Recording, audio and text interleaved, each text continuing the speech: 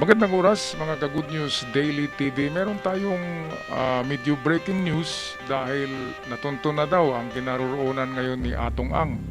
Ang hindi maganda ay nasa Cambodia, nasa ibang bansa. Nako, bakit umabot ng Cambodia ito?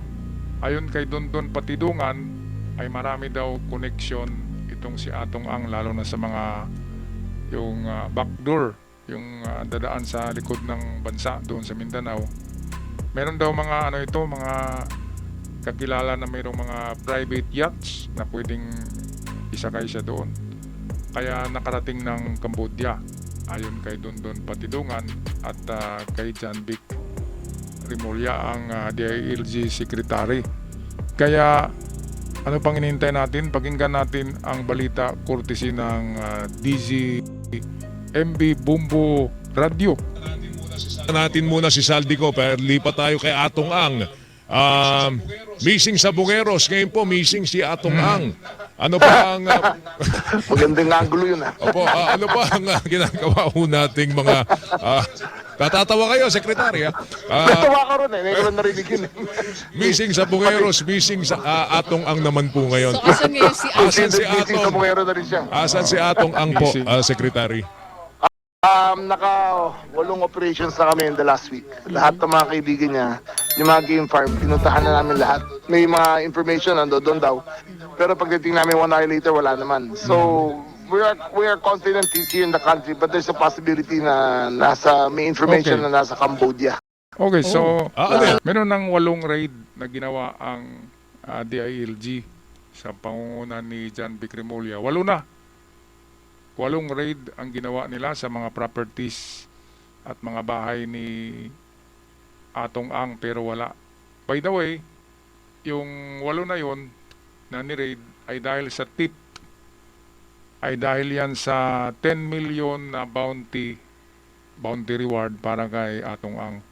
10 million na.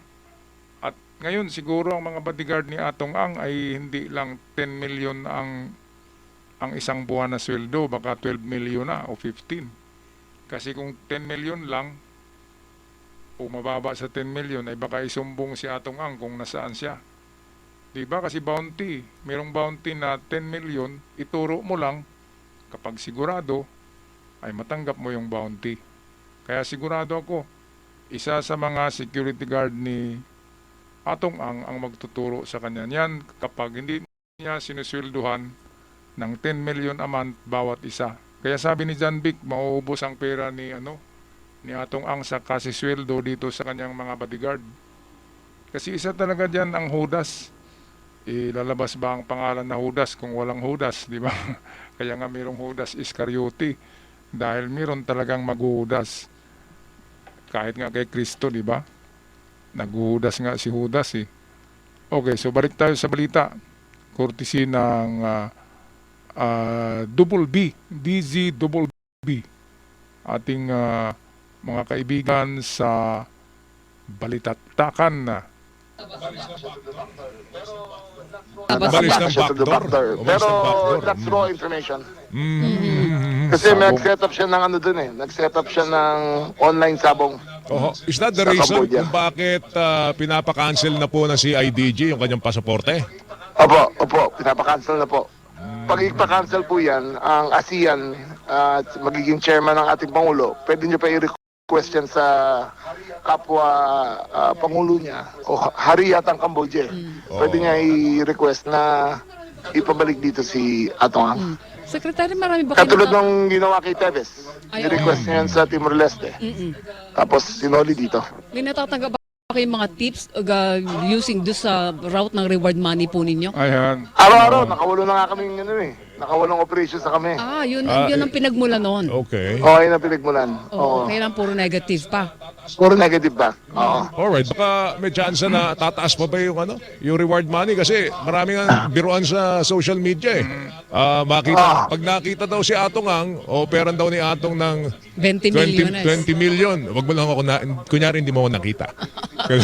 Gano'ng katagal ang buhay mo nun, di ba? Di palaki ng palaki yan. Tama. Di ba? Palaki ng palaki. Hindi ka tatagal sa ganung klaseng sistema. Sabi mong may dalawang Grabe. bodyguard siya. Diba? Isa dyan, Dami palang bibigay. bodyguard, Kasi no? hindi Meron naman kaya sweldo 20 ng 10 million naman yan. 20 bodyguard si Atong Ang. Sa 20, meron talagang hudas dyan eh. Hindi magtatagal, isusumbong yon. 10 million eh. Di ba, kung pag may 10 million ka na, pwede na siyang titiwalag kay Atong Ang kasi mahirap na, di ba? At siguraduhin yung 10 million. Kahit sino, gagawin yun eh. Kahit sino na bodyguard, ano lang dyan eh. Palagay ko dyan ay magkunsaba yung 20 ka bodyguard. Hati-hati sila doon. So meron silang 500,000 pesos sa bawat isa. Pero kung solohin lang ng isa, ay 10 million, di ba? Pero maganda dong korpo. Lahat sila makatanggap. So 500,000 pwede na rin. Di ba? Hati-hati na lang sa 10 million. Okay, so bilang na ang mga oras at araw ni Atong Ang dahil nga sa bounty. At paliit na paliit ang kanyang mundo, lalo na ASEAN chairperson si PBBM, ay madaling i-request na ibalik siya dito. Pero palagay ko, gagayahin niya ang teknik ni Arnie Tevez eh. Babalik siya kapag planchado na ang gusot. Ibig sabihin, kukunin niya naman si Topacio. Di ba? Magaling magplansa ng gusot si Topacio eh. Pati nga kay Kibuloy, parang maplansa na yan eh. Yung kay Arnie Tevez, planchado. O, na-acquit sa kaso, di ba? Planchado. So, ganun din kay Atong Ang. Ipaplansa pa ito, tsaka siya lilitaw sa Pilipinas. Balita naman tayo kay Saldico, ay nagpahiwatig na daw si Saldico na babalik sa Pilipinas at magpakulong na dahil stress na daw siya sa kakatakbo. Ewan ko kung totoo yan. Anyway, tapusin na natin ang balita dito, courtesy ng DZBB. Diba? Kahit gano'ng karaming pera mo, mauubos yun eh. Diba? Kahit gano'ng karaming pera mo, mauubos yun eh. Oh, sige, okay. Baka nasa mga exclusive village na mayroong mga basement o bunker. Sekretary. Wala. Chinek namin yung bahay niya dito sa Green Meadows. Yung kapatid niya dito sa Dasmariñas. Pati girlfriend. Chinek na namin yung pati girlfriend. Malapit na yata eh. Malapit na namin puntahan eh. Diba? Titingnan natin talaga lahat. Sekretary, yung lahat ng sabungan niya, nasonan nyo na. Opo, lahat po. Sa Lipa, meron sa Porac, meron sa Negros, meron parang 8 game farm na pinuntahan namin eh. Ayun yun. Okay. Secretary, salamat sa Thank oras you. mo. Mag-ingat ka. Thank you. Good morning Opo, po. salamat po. Salamat po. Umaga, si Secretary John maraming Vic salamat Rimulya din sa ang DILG, mga kapuso. para sa nagawa nating reaction sa balitang ito. Naroon na pala sa Cambodia. Yan din ang sabi ni Patidungan at confirm din ni not 100% pero sinabi ni John Vic Rimulya na naroon na nga. Kaya tama yung mga sumbong eh na nandun sa sa sabungan si Atong Ang sa kanyang mansyon. Pero pagpunta doon ng mga kapulisan wala na kasi hindi naman umi-standby yan si Atong Ang. Merong intelligence yan na sir, merong papunta dyan, sibat na. Merong ganun eh. At para hindi na siya ma-stress masyado ay payo ng kanyang attorney, di ba, na magtago ka muna doon sa Cambodia. Yun nga, kinasuhan nga yata yung attorney niya eh, kasi nagpayo ng masama.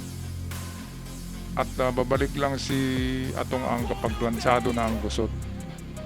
So sino bang magaling magplansa ng gusot ng mga sketchy personalities, sketchy yung medyo mga may malabo. Ay magaling yung Topacio, di ba? Kasi Kibuloy, siya pa rin.